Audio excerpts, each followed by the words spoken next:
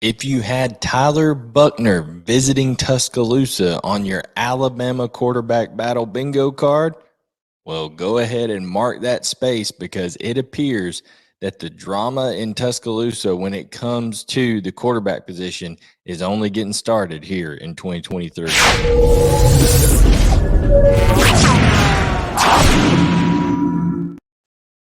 Hello, everyone. I'm Blayne Gilmer. Welcome to Southeastern 14. Here we cover all things SEC football, baseball, and basketball. Chris Lee, Blake Lovell, and myself all are working hard to bring you coverage in a different way than anybody else does. So if you like the content, make sure to subscribe, turn on notifications, all that good stuff, and we really appreciate it. Also, leave your comments below on this video. What do you think of Tyler Buckner, the former Notre Dame quarterback that entered the transfer portal yesterday, reportedly maybe already being in Tuscaloosa last evening? He's definitely going to be coming in as we record this on Wednesday morning. AL.com reports that he's going to be there today. So Tyler Buckner, a quarterback that has experience with Tommy Rees. He's got 2 years under his belt up there at Notre Dame, so technically be a redshirt sophomore because he only played in 3 games last year for Notre Dame. One of those games was the bowl game against South Carolina, and yes, he had success in the bowl game against South Carolina in terms of touchdown production. He accounted for 5 touchdowns in that game against the South Carolina team that was red hot, but he went 54% passing, 54%. And I know Notre Dame fans will tell you that their receivers are not that great and had some drops and all that kind of stuff. 54% passing for his career. He is under 60% passing. He also had 3 interceptions in that game. So my question is, what are you doing in terms of bringing in a guy like a Tyler Buckner, even if he has 2 years of experience under Tommy Rees? There's still some things that don't match up here.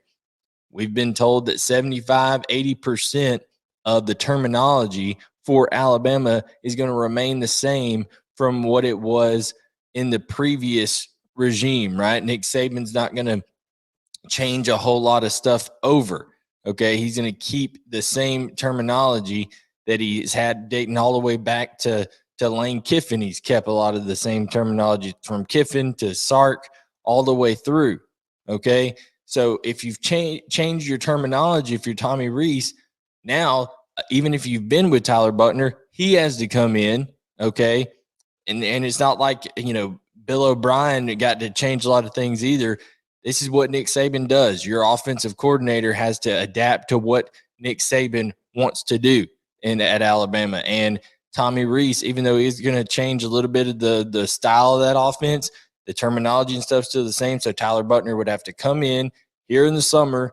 He would have to learn new terminology, the tweaks of how Tommy Rees is going about doing things there in Alabama. He would have to get used to a whole new core of receivers, build a rapport with those guys, whereas you've been instilling confidence and you've been, saying to Ty Simpson and Jalen Milroe for the entire time since last season ended and Bryce Young had his terrific, swan song game against Kansas State in the bowl game, that, hey, we believe in you two guys. You two guys are the guys we're going to go with. They've been kind of building that rapport with their teammates. And here's why it's different. Yes, people want to say, oh, well, you just got to do what's best for the team in terms of if this guy's better, you got to bring him in, and it's all about collecting talent and things like that. If we're talking about a linebacker or we're talking about a wide receiver, I agree. Bring in whoever you want. Quarterback is a different animal. You have to have someone that the other guys believe in, and coming in the summer, because you're not bringing Tyler Buckner's not coming in to hold a clipboard. That's the reason he's leaving Notre Dame if he wants to come to Alabama, is because he doesn't want to sit behind Sam Hartman, okay, who just transferred in from Wake Forest, that Tommy Rees had a big hand in bringing him there, okay? But for his career, you're talking about 56.8% completion. Jalen Milroe, you're talking about 56.7% completion. And then Ty Simpson, although we figured out he had a UCL sprain, hurt his thumb, hurt his hand in the A-Day game, he finished 12 of 26, so under 50% in the A-Day game. Accuracy and being able to distribute the ball efficiently seems to be a problem in Tuscaloosa right now. And here's what they have to do. I don't know that you can afford to alienate a guy like Ty Simpson, okay? Because if you bring in that Ty Simpson's had areas in the past where he's been not high on what Alabama has done, how they've treated him, not getting reps, necessarily in the bowl game, not being able to compete for the job outright. When Bryce Young went down, they went with Jalen Milroe, and Milroe didn't exactly set the woods on fire against Texas A&M in that game. There's been some stuff on social media, stuff like that. So Ty Simpson has shown his displeasure already with some of the stuff Alabama has done. I cannot imagine that this would sit well. And I think easily, if you tell me, hey, you can have Buckner, you could have Simpson, or you can have Milroe, and you can have them and their future for the next 2 to 3 years, which one are you going to take? I'm 100% taking Ty Simpson. So if you're Alabama, listen, Nick Saban knows more football.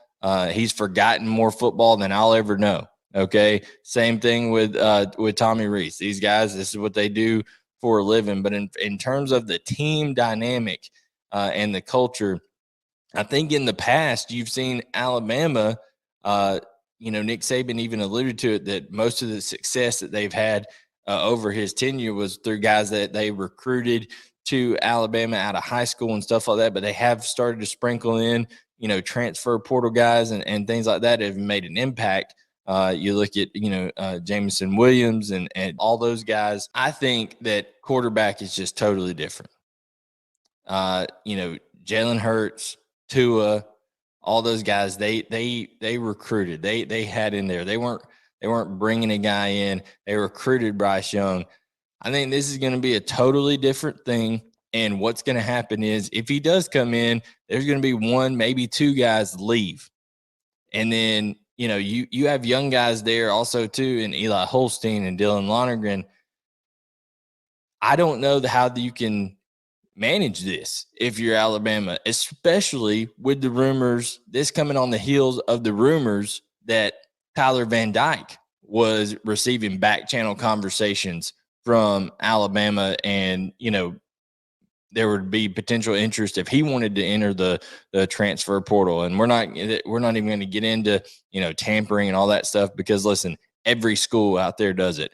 I don't care what you say. Every school is out there, tampering and calling somebody's, high school coach that they're friends with and be like, hey, how is so-and-so doing? Man, it sure would be nice if they would have come here. They probably could have been making more money. They probably could have been starting right now. Oh, they're not happy with their situation. Well, that's tough. I hope the best for them. And then, kind of speaking in code type deal. There's no way to prevent the tampering and stuff. But I'll tell you this, Alabama needs to think long and hard before they actually let Tyler Buckner arrive on that campus and potentially mess up a dynamic. Now, you may say, well, Ty Simpson and Jalen Milroe, if they do that, if they leave, with another guy coming in, then they're just soft and they don't want to compete and stuff like that.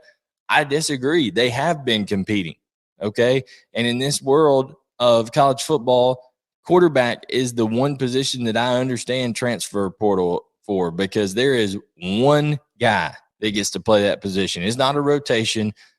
It's not a, okay, you get the first few reps and then I'll get these reps. There is one guy that gets to be the guy. And especially that seems to be the case with history at the University of Alabama.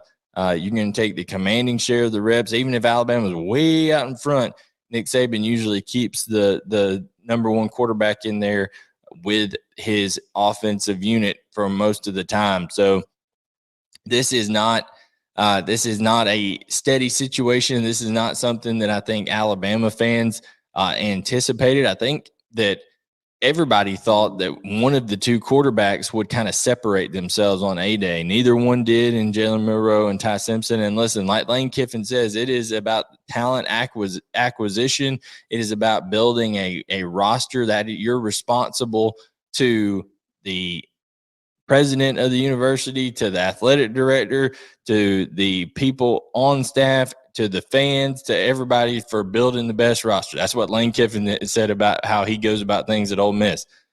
Nick Saban doesn't give one tinker's damn about Ty Simpson's feelings, about Jalen Milroe's feelings. If he thinks Tyler Buckner's better, he's going to bring him in. And, you know, that's just the nature of the business. But I'll tell you this, you do have to consider the fallout. And not that you have to coddle people, but, man, you got to consider the fallout, because Tyler Buckner, if he did come in and were Alabama's quarterback, he's a mobile guy. He's going to be running around. And the SEC is a physical league, and you're one injury away from having to play somebody that has virtually no experience, as Milroe and Simpson already have just a small amount of experience now. But you're talking about if both of those guys were to leave, and you're talking about Holstein and Lonergan being the backup for a Buckner who, let's face it, himself doesn't have a ton of experience. This is a guy who, you know, he played really in 3 games last year for Notre Dame, has 118 pass attempts in his career. You know, he's thrown 8 touchdown passes in it, or 6 touchdown passes in his career at Notre Dame, 8 interceptions. He was the quarterback when they lost to Marshall last year. So I don't know that this even meets the standard of being worth it to bring in if you're Alabama, because I don't know that if Tyler Buckner, if he comes in and is the quarterback for Alabama in the SEC, I don't think you can say this year that Alabama will have a quarterback that is in the top half of quarterbacks in the SEC. Not the situation that we thought we'd be talking about this year. I feel like personally that growing with Ty Simpson and letting him kind of grow into that quarterback position and lead that team is kind of their best option there. What do you guys think? Make sure to drop your comments, like, subscribe, turn on notifications. I'm Blayne Gilmer. This is Southeastern 14. Thank you for watching, and we'll catch you next time.